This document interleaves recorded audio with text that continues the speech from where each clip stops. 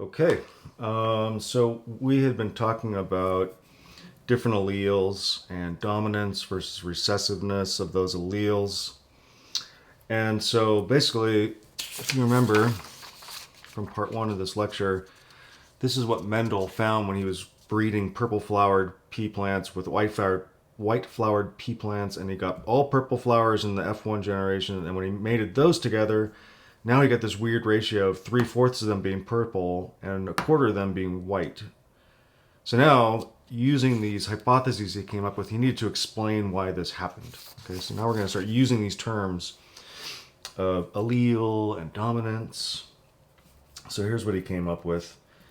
He said, if a pea plant has a copy of a dominant, so this is the flower color, just say P, okay? If it gets P, it's going to, a big P, it's going to have purple flowers. If it gets little p, well, little p, let's say, it's going to have white flowers. So this could be big P, or big P, little p. Okay.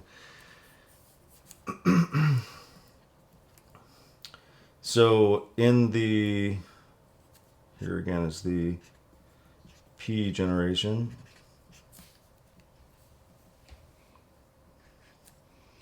And we've got a true breeding purple flowered pea plant. So its genetic makeup, because it's true breeding, is going to be big P,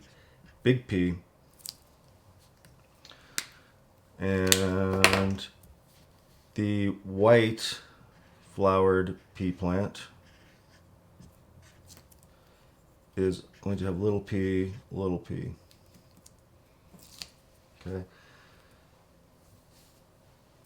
The only gametes that that's big P and that's little, let's just draw that for little p. The only gametes that this can make are going to have a big P in them. All the eggs and all the sperm can only have a big P. The only gametes that this one can make can only have a little p in them. Okay. So when these two mate, when the big P gamete comes together with the little p gamete, all the ones in the F1 generation, their genetic makeup is going to be big P, little p. That's the only way that they can do that. And because big P is dominant, they're all going to be purple flowered pea plants. Now when you mate this with another,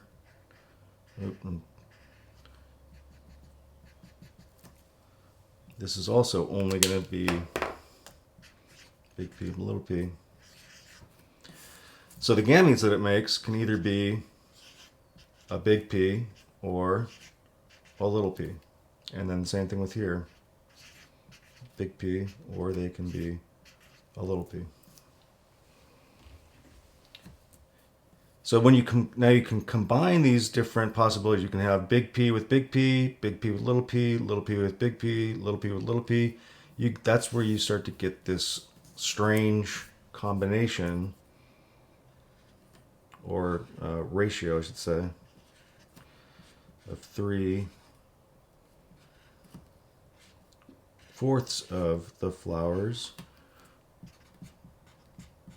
are purple.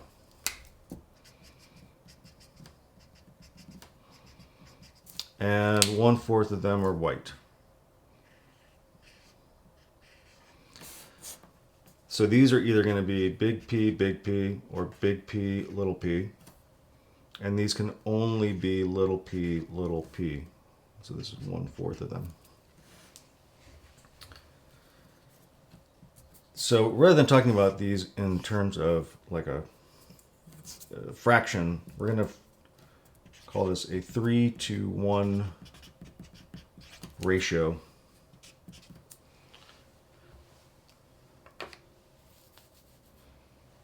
And it's going to be a genetic mix.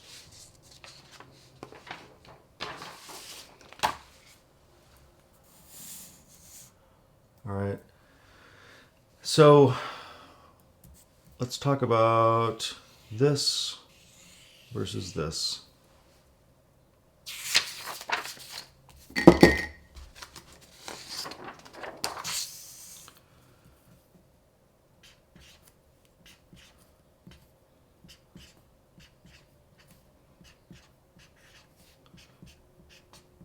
This is the genetic makeup of a trait.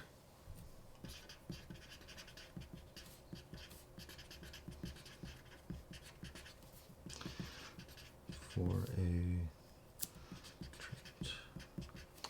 And this is known as an organism's genotype. The genes that are in their DNA for a particular, I guess that would be character. But what it looks like, say in this case, purple or white flowers,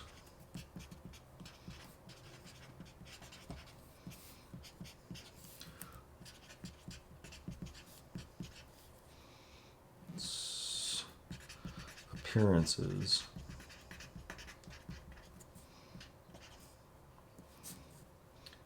Or what they say, they call it the expression of the genotype,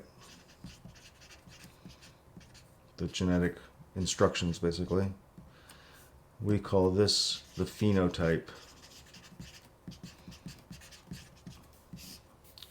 What it looks like, right?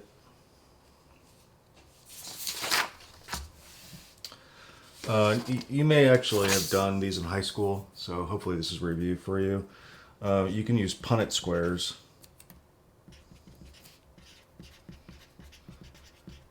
to show all the possible combinations of the different generations. Show the possible combinations in, well, any in a generation.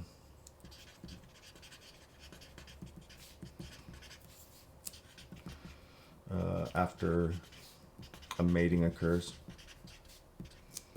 Okay. So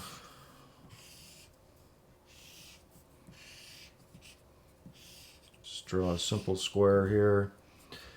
So the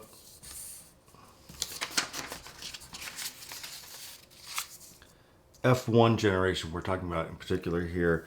Remember, the eggs and sperm can only be big P or little p for that, or they can be big P or little p for that. So let's just say this is mom and this is dad. All right, so we're going to make the gametes that are possible for this. And here's mom's gametes, let's say. And again, they can either be big P or little p. And over here we'll put dad's gametes. And same with mom, they can either be big P or little p. And then we can just use the different combinations here. So if this particular pea plant inherits big P allele from mom and big P allele from dad, its genotype is going to be big P, and it's going to have purple flowers. Same thing over here. If you inherit, or this pea plant inherits little p from mom and big P from dad, we usually put the big letter first. And can you guess what that phenotype is going to be? They're also going to be purple. Here it is again. Big P from mom, little p from dad. Purple flowers. And if this pea plant inherits little p and little p, then it's going to be a white flowers. Okay, so here you can see we've got 1, 2, 3. So let's say phenotype ratio. Remember, phenotype is what it looks like, right? So we're just talking about the color of the flowers. We've got a 1, 2, 3, 2, 1 ratio of the phenotype, what it looks like. But the genotype ratio is 1, that's big P, big P. We've got 2, big P, little p, and 1, little p, little p. So the genotypic ratio, or the genotype ratio, is 1 to 2 to 1, but the phenotypic ratio is 3 to 1. And this is in a monohybrid cross. Remember, we were just looking at mono flower color.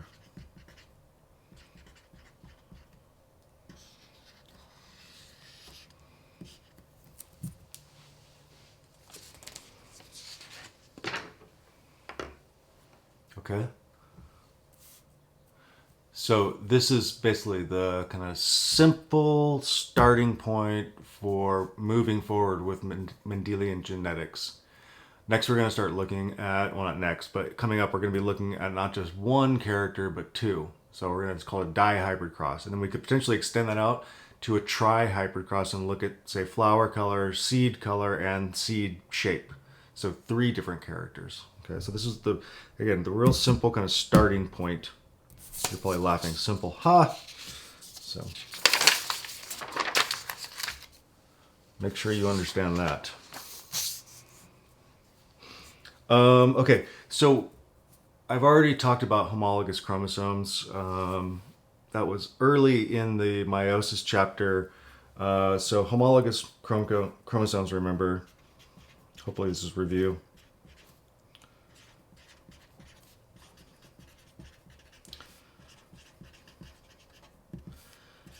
Carry the same genes. So now we can call them characters. They carry the same characters on them, but different, possibly different versions of them.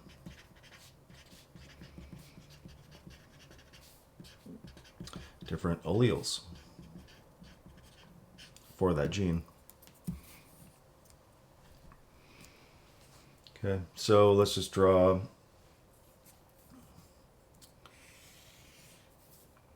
a chromosome, and this is before it replicates itself. So these are homologous chromosomes. And let's just make it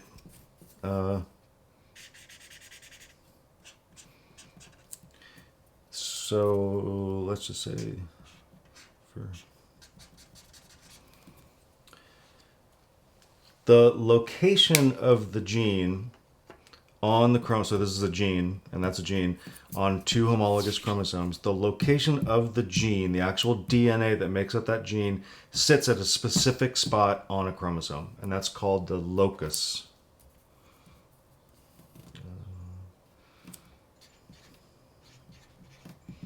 This is the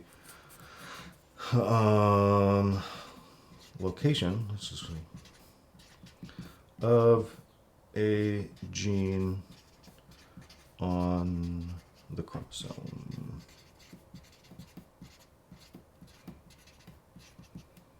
Okay, so locus is singular, loci is plural. Like octopus, octopi, cactus, cacti, locus, loci. Okay. Let's put another gene on here, and we'll put its locus here.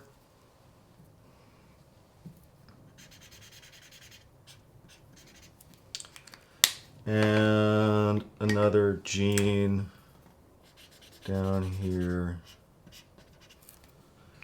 And you'll see I've made these the same color because they happen to be the same version or same allele. And this one I'm going to make different. So we got 1, 2, 3 loci for 1, 2, 3 different genes. And let's just say the allele for on this chromosome, this homologous chromosome, is big P, and the one on here is big P, which means that this individual's genotype for that particular character is big P, big P. And we say that that is homozygous dominant. Okay.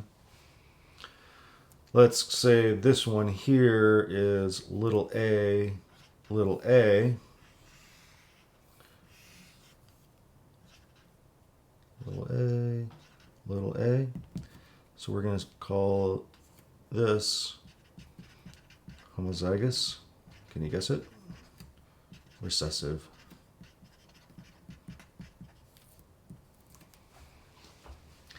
Now we're going to, whatever this gene is down here, we're going to say it got 1 copy of the dominant allele and 1 copy of the recessive allele. And we're going to call this heterozygous.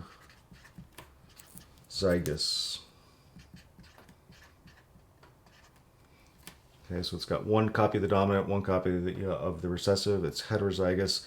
And you have 2 different versions. You can get homozygous recessive for 2 copies of the recessive, or homozygous dominant, 2 copies of the dominant alleles.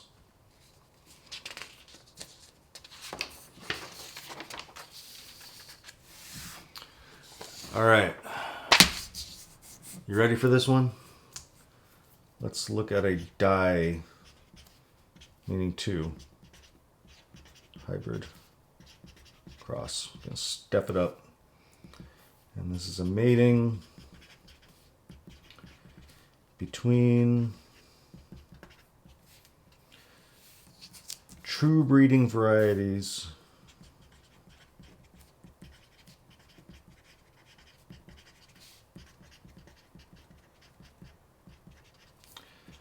that differ in 2 traits.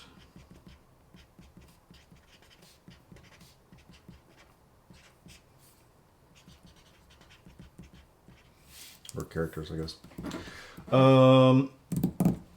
So here's what we're going to do. We're going to say big R means that a pea plant is going to have round seeds. And little r means it's going to have wrinkly seeds. Wrinkled seeds. And then the second character, we're going to say big Y means it has yellow seeds. And little y means it's going to have green seeds.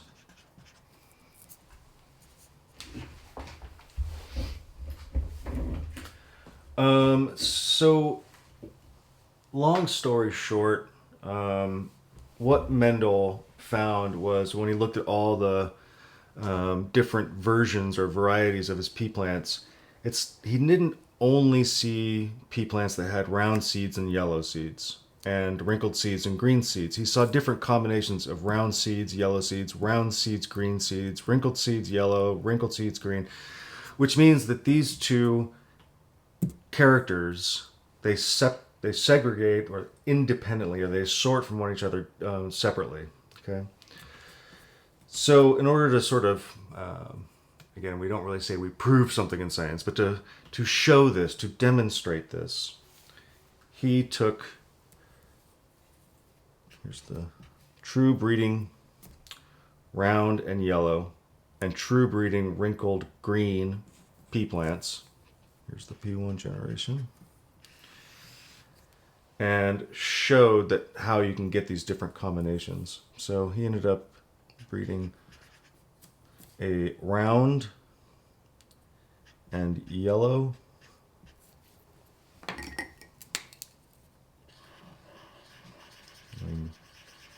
don't even know if you can see that. With a wrinkled and green true breeding pea plant.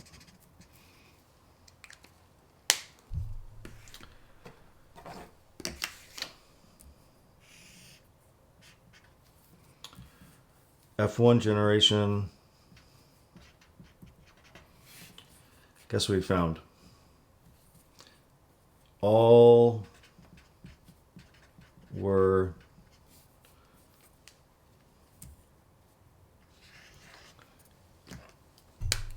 round and yellow. All of them. And that's because remember the gametes, they're only going to be big R or big Y, and these can only make little r and little y. So when you combine those together, so the phenotype, all were round and yellow. And the genotype,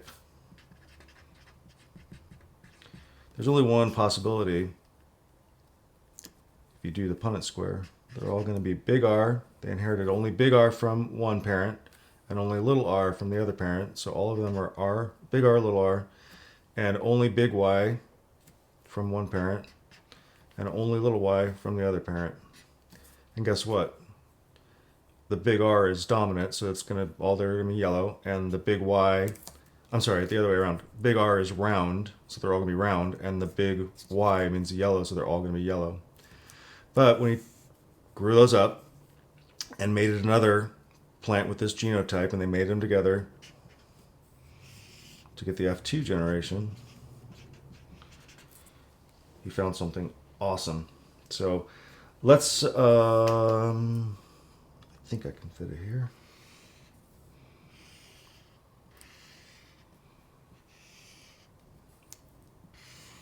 We need a bigger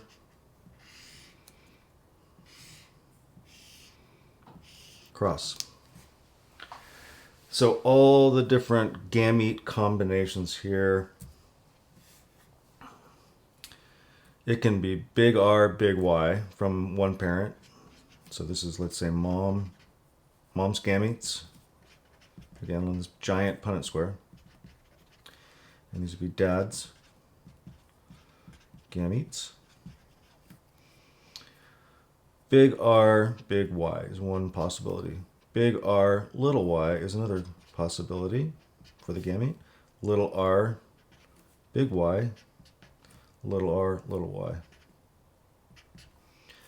And then dads are going to be the exact same thing. So big R, big Y, big R, little y, little r, big Y, little r, little y. And then when you go through and do all the big R, big Y, and you fill all these different combinations out,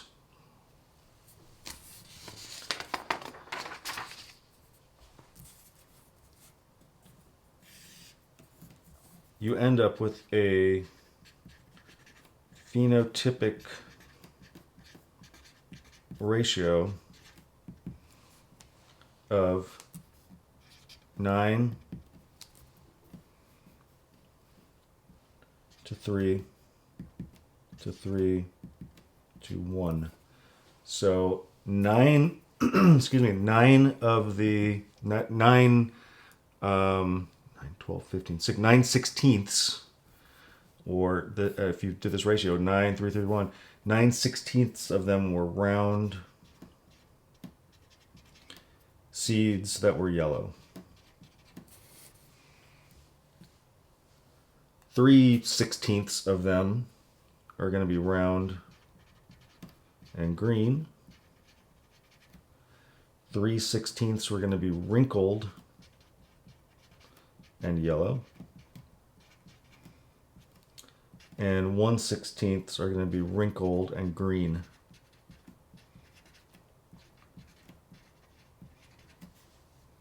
if you want to prove that to yourself, go for it. Because it takes a minute to fill this out, and it'd actually probably be good practice if you want to try it. But you can go through and you can figure out, okay, what's big R, big Y? That's going to be round and yellow. Big R, big Y, little y is going to be round and yellow. And then the only one you're going to get where you're going to get wrinkled and green is way down here. Little r, little y, and that's wrinkled seeds that are green. Okay, so that's one out of these 16 possibilities. Okay.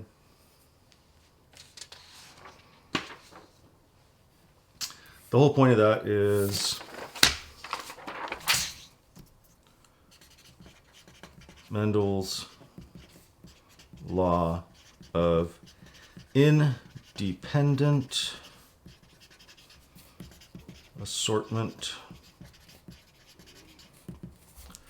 which states that the inheritance of one trait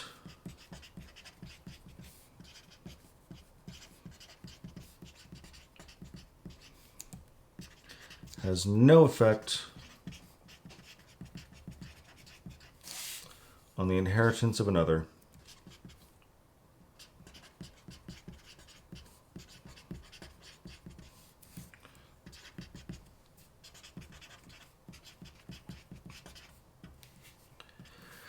Which is why, I mean, we can all relate to this. We don't only see blonde hair and blue-eyed people, right?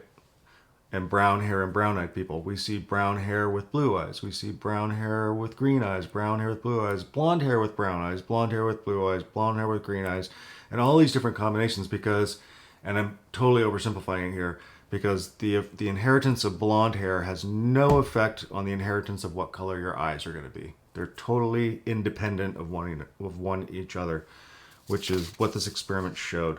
The color of the seed and the shape of the seed had no effect on one another. You got all these different combinations of wrinkled yellow, wrinkled green, yellow or green smooth, etc., etc. Okay. How are we on time?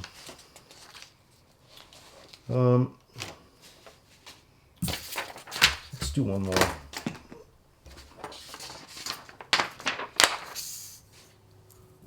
So let's look at Labrador Retriever traits. Labrador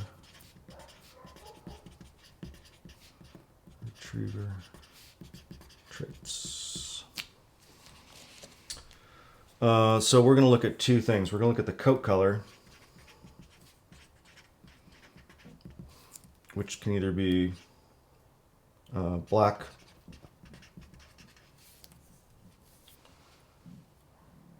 or chocolate. And we're going to just call that B, big B, or little b. And we're going to look at another character. The vision can either be normal or it can have what's called progressive retinal atrophy.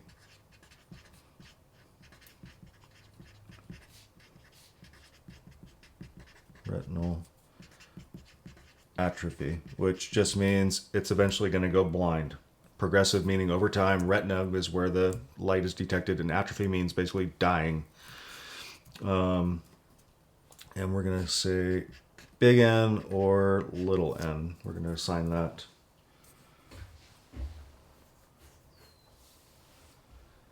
So just looking at the phenotype, if we had I'm not going to draw a dog because, oh boy, this is going on the internet.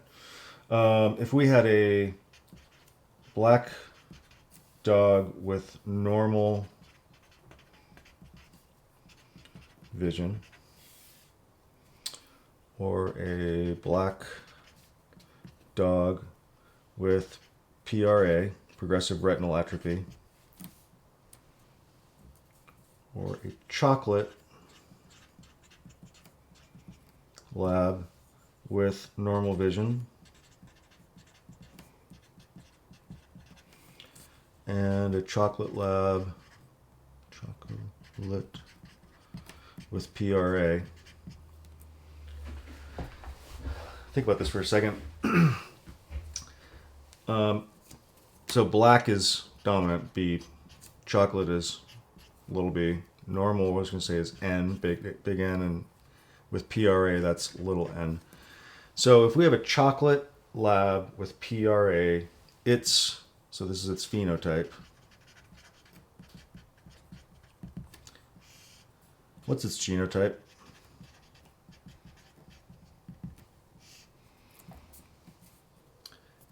Since chocolate is recessive, it needs to have 2 copies of the recessive. And PRA is also recessive, so its genotype for that is little n. Let's look at the chocolate lab with normal vision. Again, this is its phenotype, and then we'll put its genotype down here. Because it's chocolate, it must have 2 recessive alleles, so it's homozygous recessive. But because it has normal vision, it can either be NN or NN. We don't know. So what we do in that situation, we put a big N because it has normal vision, and we just put a blank because we don't know. Now let's use that same concept up here for this black lab with PRA.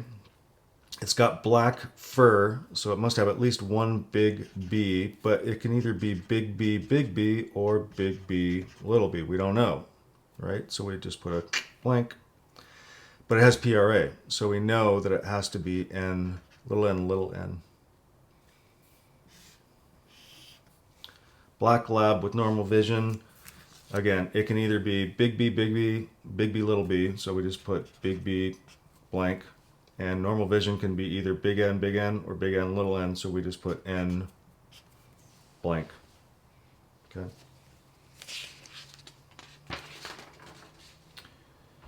So, pop quiz. If we knew the genotypes of this dog, if we knew that that dog was big B, little b, black fur, heterozygous, and normal vision, also heterozygous, if we mated a male with that genotype with a female with the same genotype, does that look familiar?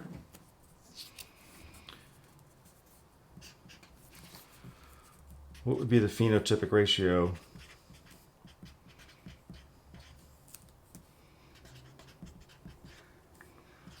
of that litter? And for convenience, I don't know, do they have 16 puppies in a litter? That seems awfully high. But let's just say that it had 16 puppies. How many of them would be black with normal vision? How many would be black with PRA? How many would be chocolate with normal vision? And how many would be chocolate with PRA? First of all, what's the ratio? And then if they had 16 total puppies, how many of each would they have? Pause the video and see if you can get this right. This is exactly what we did. Oh my God, where'd it go?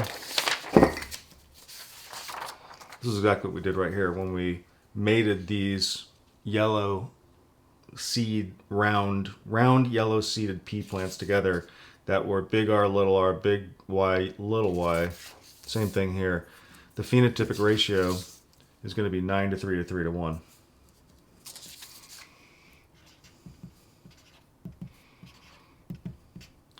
So if it had 16 puppies, in theory, 9 of them would be black normal, 3 of them would be black with PRA. 3 of them would be chocolate with normal vision, and 1 of them would be chocolate with PRA. Okay, so get this in your head when we do this is a dihybrid cross, right?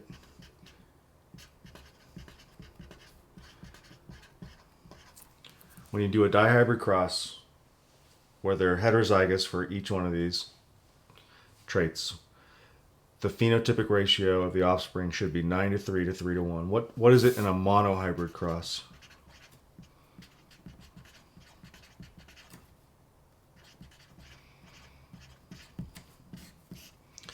Phenotypic ratio